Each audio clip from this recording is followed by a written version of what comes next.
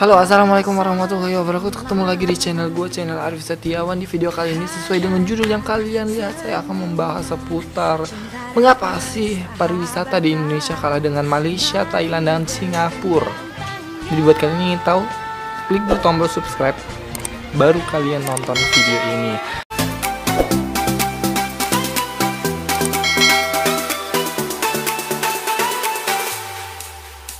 Sesuai dengan judul yang kalian lihat, saya akan membahas mengapa pariwisata di Indonesia ini kalah dengan pariwisata di Thailand, Malaysia, Singapura, dan negara ASEAN lainnya.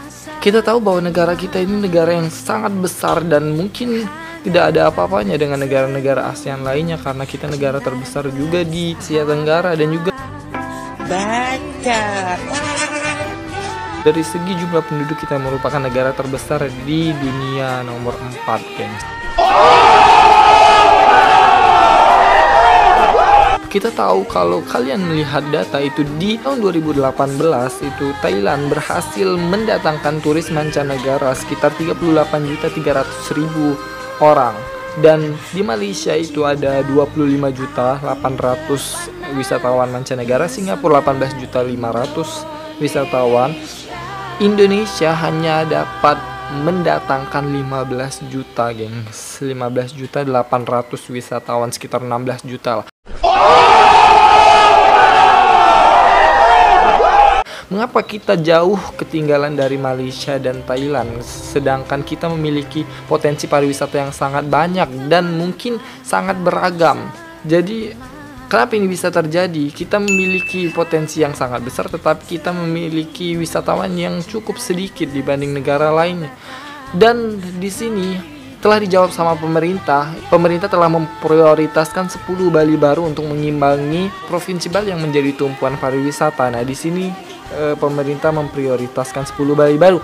Dan kalau kalian mau tahu tentang 10 Bali baru, kalian bisa cek di klik notifikasi ini untuk mengetahui 5 Bali baru yang diprioritaskan, sangat diprioritaskan oleh pemerintah.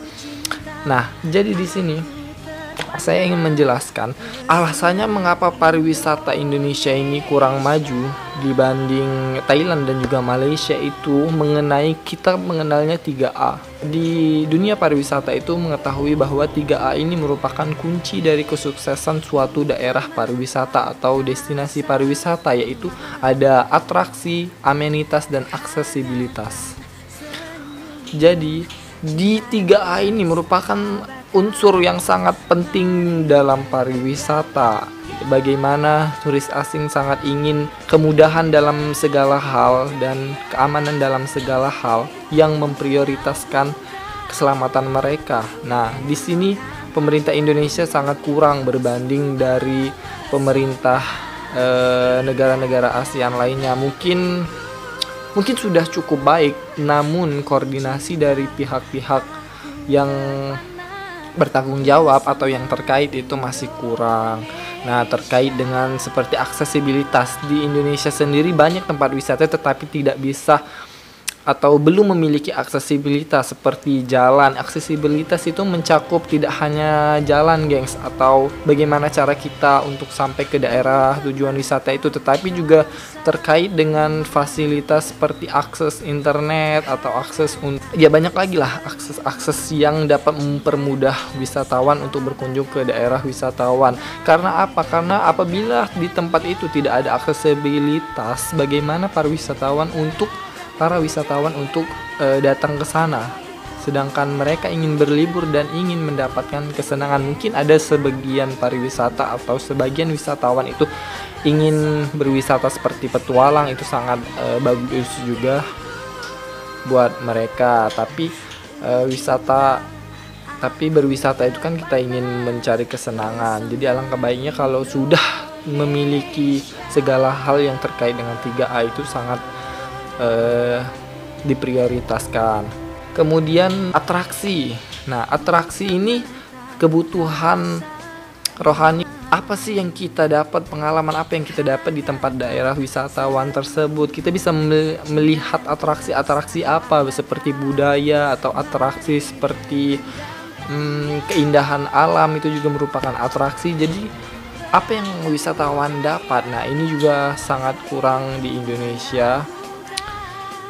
terutama di daerah pariwisata yang belum terekspos, karena masyarakatnya itu masih mungkin kurang memahami apa itu pariwisata dan mungkin kurang mendapat dukungan juga untuk mengembangkan pariwisata di daerah mereka. Jadi mungkin kurangnya atraksi.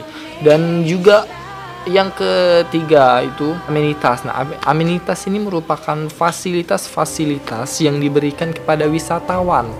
Fasilitas apa yang mereka dapat untuk dapat lebih nyaman menikmati pariwisata yang ada di daerah tersebut. Nah, di amenitas ini juga pemerintah Indonesia kurang, terutama ya di daerah-daerah yang masih belum terekspos seperti yang saya katakan tadi, seperti hotel atau tidak ada tempat penginapan atau tidak ada air bersih, tidak ada fasilitas kendaraan dan lain sebagainya. Jadi itu juga yang menyebabkan kita agak sedikit mundur dari negara Thailand dan Malaysia. Nah, dan juga mengapa Thailand bisa mendapatkan 38 juta wisatawan dalam setahun, itu 2 kali lipat lebih besar, bahkan lebih dari Indonesia.